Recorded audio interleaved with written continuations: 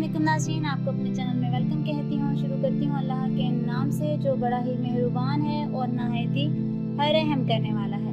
नाज़रीन, तहरीक लब्बैक इस्लाम के सरबराह और तहरीक लब्बैक पाकिस्तान के सरबराह दोनों सरबराहान एक प्लेटफॉर्म पर आ चुके हैं।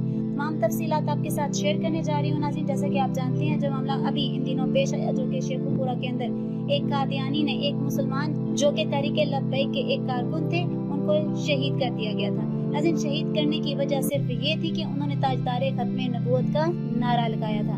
नाज़रीन, उनके शहीद होने के बाद हाफिज साद हुसैन रिजवी वहाँ पर गए थे और जनाजा भी हाफिज साद हुसैन रिजवी ने ही पढ़ाया था और जनाजे के बाद उन्होंने एक जबरदस्त किस्म का खिताब भी किया था। नाज़रीन, साद हुसैन रिजवी साहब ने जो बातें तकरीर के दौरान की थी, वही बातें नाज़रीन अशरफ जलाली साहब ने अपना एक होटल के अंदर प्रोग्राम किया और उस प्रोग्राम के अंदर इस प्रोग्राम को बराए अहले सवाब भी कहा।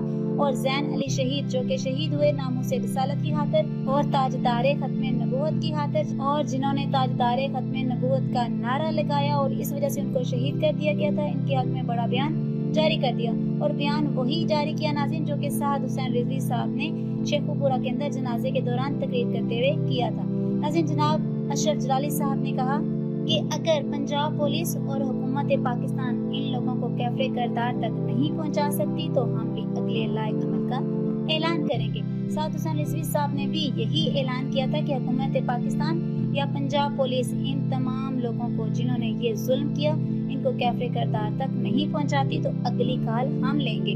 और हमारी काल इतनी सख्त होती है, ये तो आप सब लोग जानते ही हैं। आज की इस वीडियो में इतना ही। अगर आपको मेरी वीडियो अच्छी लगी तो लाइक और शेयर कीजिएगा। अगर मेरे चैनल पर नए हैं तो सब्सक्राइब कर लें, और अगर आपने मेरे चैनल को सब्सक्राइब किया है तो आपकी नहायत शुक्रगुजार हूँ। मिलते हैं अगली वीडियो में, तब तक के लिए अल्लाह।